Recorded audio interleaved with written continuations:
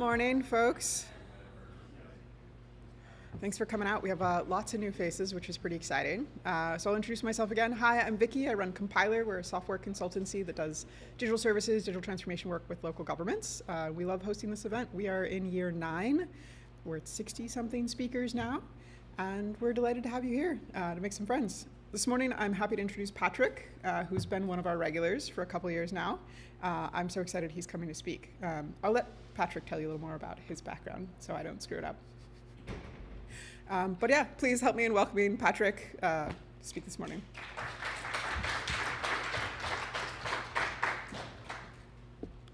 Okay, should I also do the introduction of all of the intro slides? Because I can do that. Yeah. Okay, hi everybody. First of all, if you haven't grabbed a donut, please do so. I do have a big favor to ask of all of you. What I want you to do is, if you're new here, introduce yourself to somebody who you haven't met. And if you're a regular, please do the same. And 2 prompts to help get that conversation flowing. Number 1, what's the most surprising thing that you've learned about data that's changed the way that you view a city? And number 2, what's a problem here in LA that you'd solve first if you had all the data that you needed? Please note that the presentation is being live streamed and recorded right now. We're going to announce at the end of the live stream and recording after the presentation. So, welcome to Data and Donuts. This is a breakfast lecture series that's been hosted monthly since 2017. This is a space for showcasing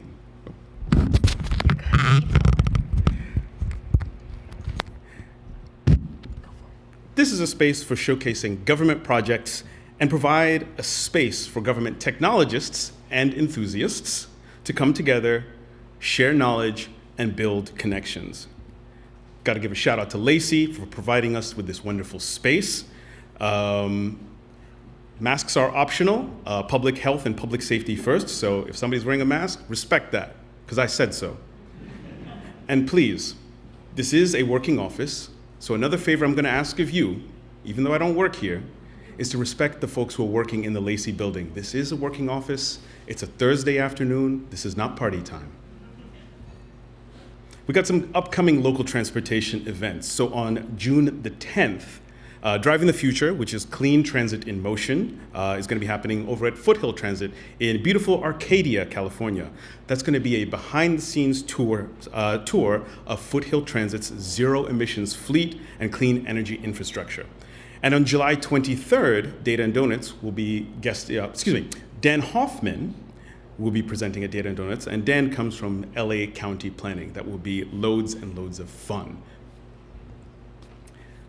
Check out the City of LA LinkedIn page for jobs, and also on the screen, especially for you folks at home, there's a job board with links. Now, on to our show. I'd like to extend a tremendous thanks to you, Vicky, and to all of you at Data and Donuts for number 1, braving the traffic. And for folks who are viewing us over streaming, please don't ever take this kind of thing for granted. You are living in an Isaac Asimov novel. I have to start with a boilerplate statement. I am no longer an employee of the United States federal government, but it's still important to provide you with this disclaimer.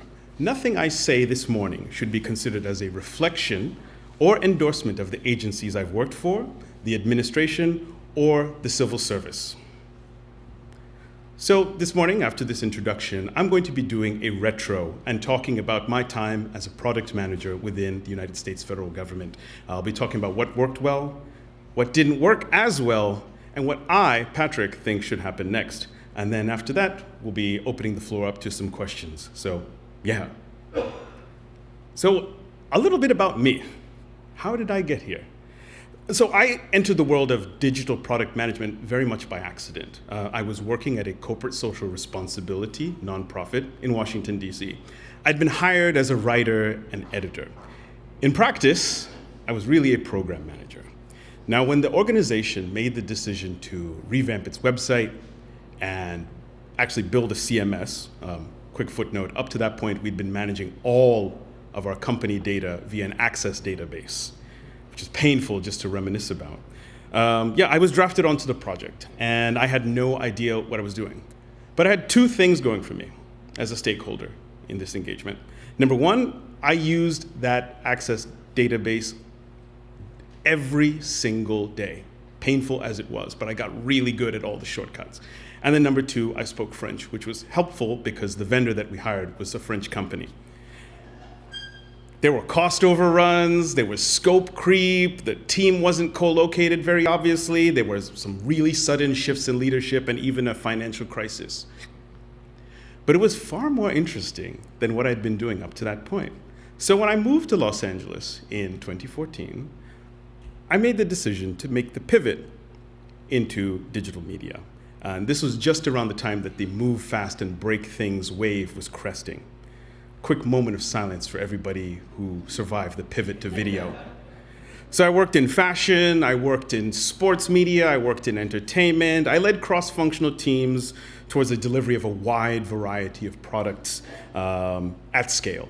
But after 5 years of doing that, I realized that I really missed mission-driven work, which is what led me to 18F, whose work I'd been following since that agency's inception in 2014. So I'd like to reflect on my time in the federal government, 2020 to 26. And what better way than a retro?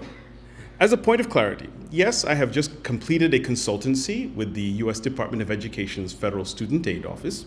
However, I'll be focusing more on my time at 18F, number one, because I had a lot more insight into the nuts and bolts of how things worked, and also because I was obviously there for much longer. I was there for 5 years. What was 18F? So for the uninitiated, 18F was a digital services consulting group within the United States federal government. 18F helped other government agencies fix technology problems and save money by making smarter tech investments. 18F was part of the General Services Administration, and the name comes from the address, 1800 F Street in Washington, D.C., which is the GSA headquarters. Why did I want to join 18F? Well, like I just said, I'd been following their work since the agency's inception. But also, more importantly, I'd always wanted to work for the federal government, more specifically the Foreign Service. I wanted to be in an intellectually stimulating environment and surrounded by America's best and brightest. I wanted to learn, I wanted to be challenged. And as I'd mentioned, after following their work, I applied, and at the beginning of August of 2020, I took the oath of office at what was, at that time, the most tumultuous period in American history. The COVID-19 pandemic was raging. The nation had erupted into protest after the murder of George Floyd. Not even 6 months into my tenure was January 6th.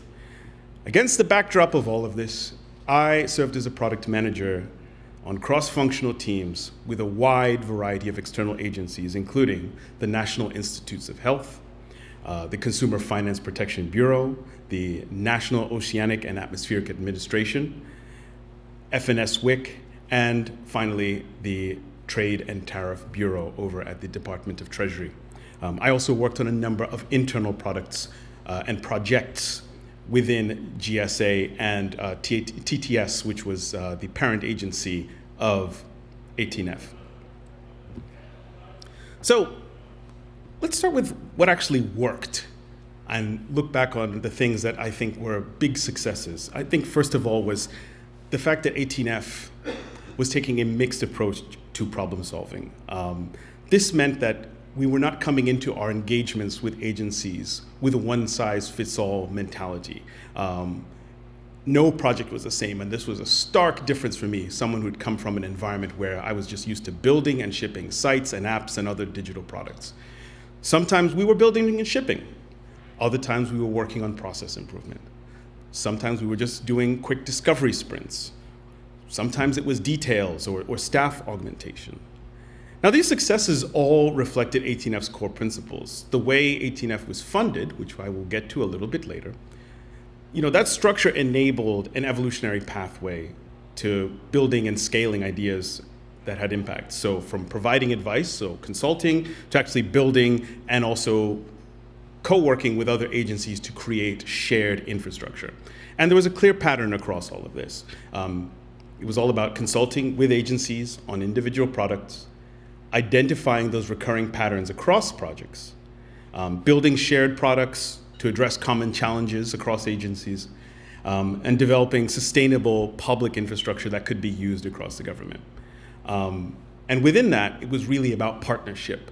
I say consulting, but really what I mean is partnership. It was working to build real relationships with the agencies that we worked with on the projects that we were engaged for.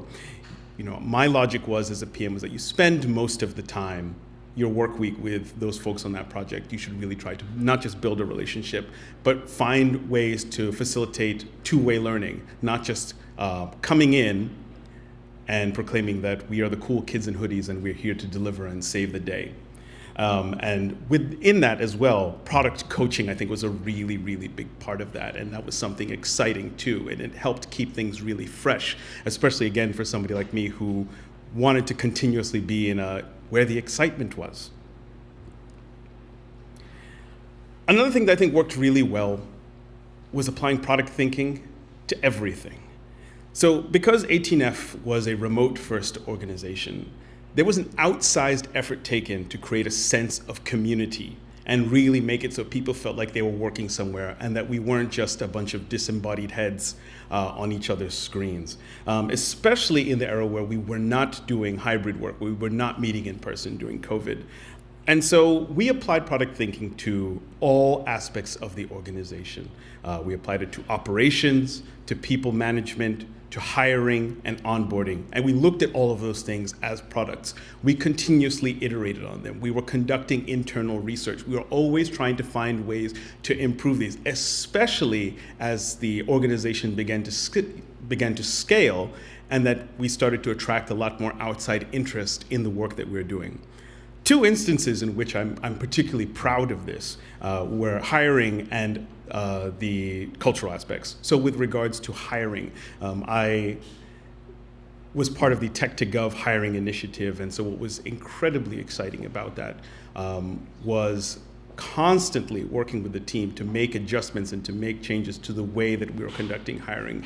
It was not just a task to be done, but something to be experimented with, something to look at with a sense of curiosity. And I think the result of that was that when we were conducting those interviews and when we were getting that feedback, you could tell that people were interested in the way that we were conducting that hiring because they weren't just excited because at the prospect of a job, they were fascinated at the way that we were not only transparent in the way that we shared our questions in advance, the way that we uniformly use the same questions, and that we cast a wide net when it came to creating hiring panels.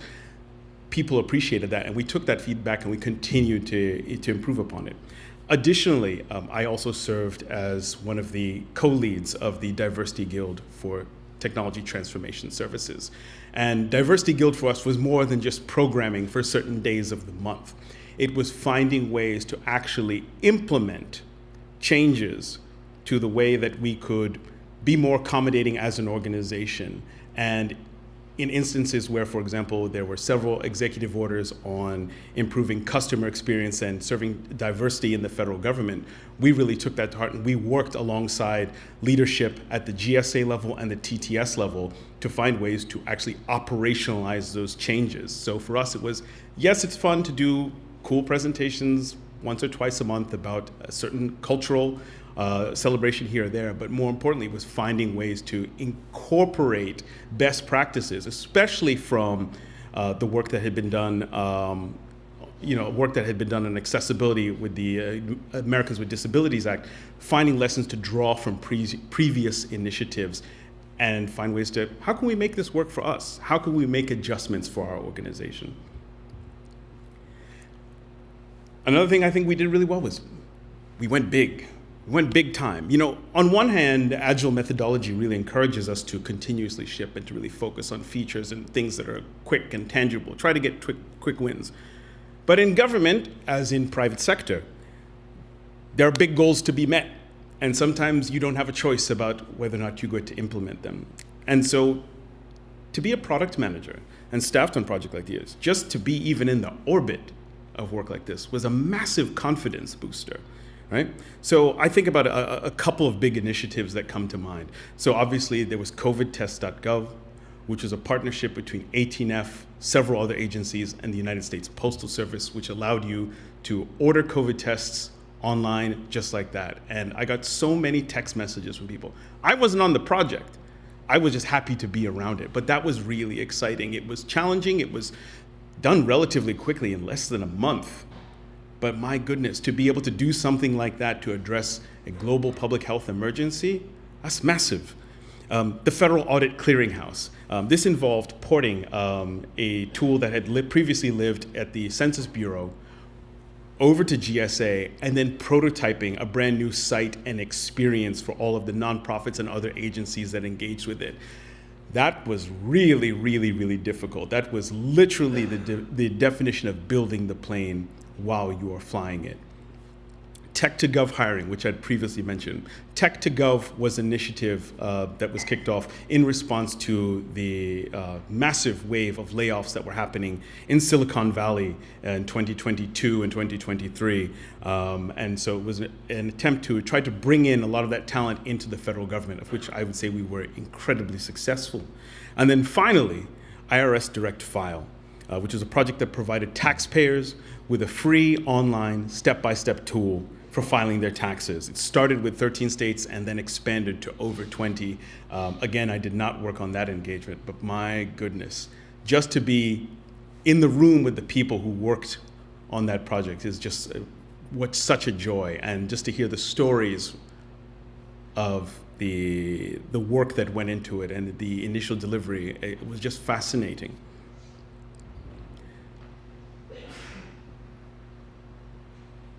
And then finally, documentation. 18F was all about working in the open, and central to that was a culture of documentation.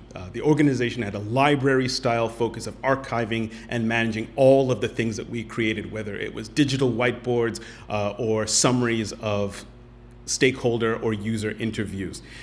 We made it a point to really codify and publish reusable tools and advice that we had created, because number one, you shouldn't have to make additional work for yourself. And this included things such as like a real insistence on using templates for internal use.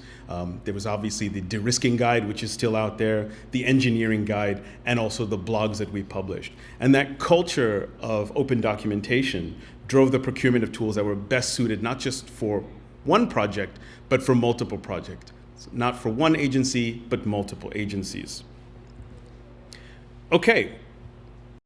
Now talking about some of the more difficult things. What didn't work as well? So first of all, the lack of long-term engagement with state and local governments. So the Intergovernmental Cooperation Act of 1968 created very strict guidelines for the federal government to fund state and local initiatives. Now the COVID emergency led to a relaxation of some of those guidelines. And 18F did indeed work on projects with the state of Alaska, Wisconsin, as well as New Mexico. And we had a state and local working group, but it never was developed into a dedicated portfolio, which I personally think it should have been. I believe that there's an incredible amount of great work that is happening at the state, local, tribal, and municipal level. And maybe I don't see this so much as a failure or something that didn't work well, but more of as a missed opportunity. The funding structure. So 18F was funded by a long-term loan from GSA, and that is what enabled us to be able to have staff and hire staff. However, that loan had to be repaid via engagements. So that meant providing services, which I've just come from describing, to other government agencies. Always be closing. Coffee is for closers, said Alec Baldwin's Blake in Glengarry Glen Ross. Well, at 18F, and shout out to our acquisition team, shout out to our accounts team, and our business development teams, 18F had to ABC, always be closing, to demonstrate its effectiveness. And that meant incentivizing agencies to adopt technology and new practices. But the challenge there was we didn't have enforcement power. And we didn't have a structure that would really allow us to enforce, create compliance, facilitate compliance. So we were continuously selling. And as many of you have experienced, not all agencies were particularly open to new and different ways of working that were not centered around you're delivering us some type of digital product.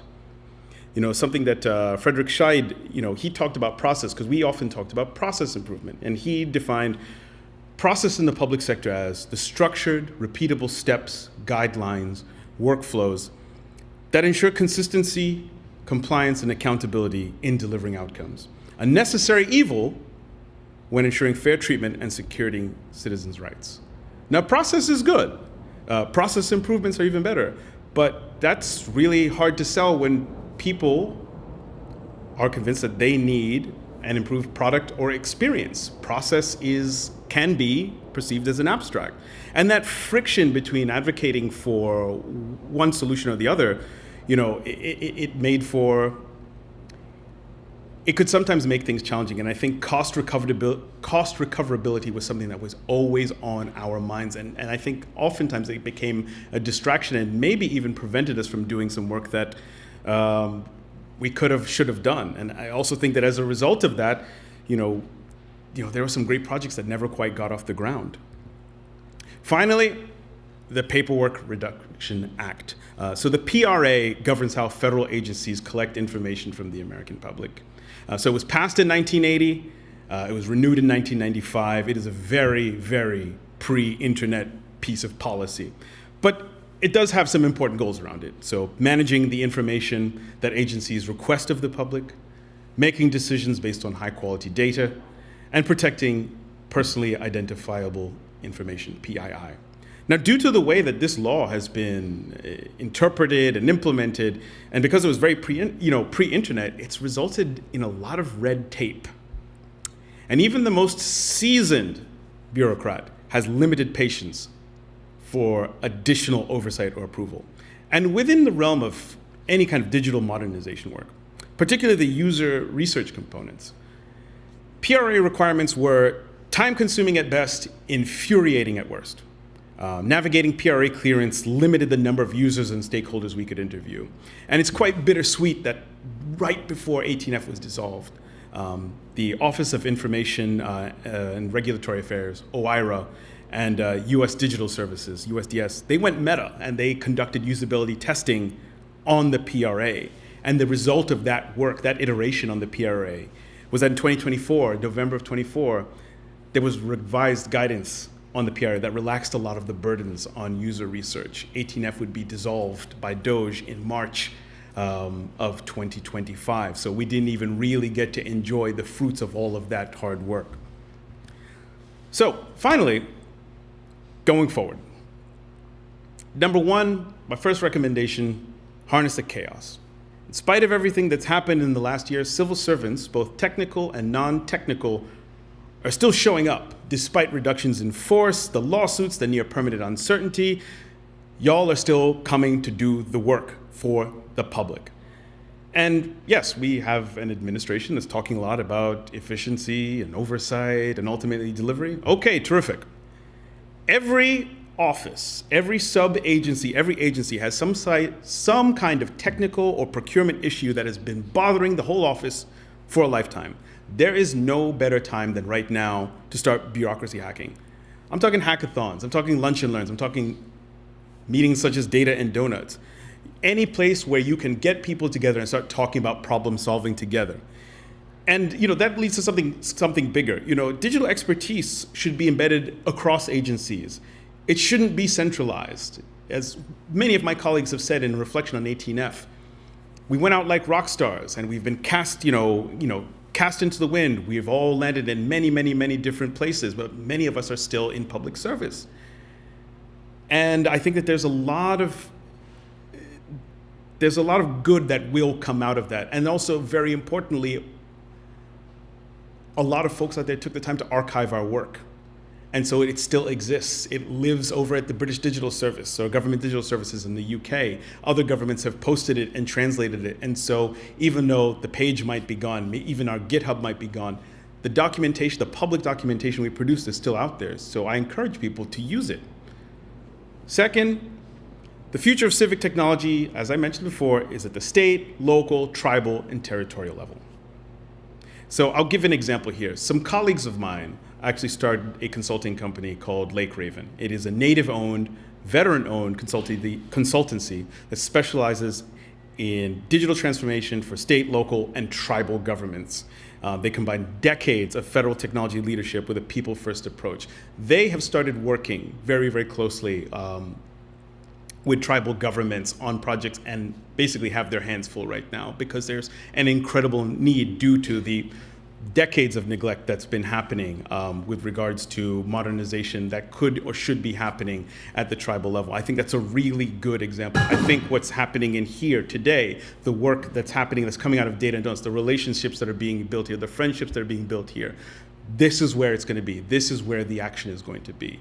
This is not to say that there's not a future in which the federal government will return to a space of being a big player in innovation, but for right now, this is it. Finally, and this is my wishful thinking, if this country is going to be a leader in digital services, there needs to be a cabinet level position, perhaps like a US Department of Technology. And I'll use an example from the UK. Back in the 1990s, the then new Prime Minister Tony Blair established the Ministry for Media, Culture and Sport. Yes, his rise to the premiership was very much celebrity driven, but the creation of that ministry was an acknowledgement that those industries, media, culture, and sports, were pillars of British economic influence and should be prioritized within the Prime Minister's office. Very similarly, if the US wants to continue viewing itself as a leader and acting as a leader in technology, then that should be represented at the cabinet level. My time on the stream is done, but I believe that we now have some time for questions. So, the floor is open.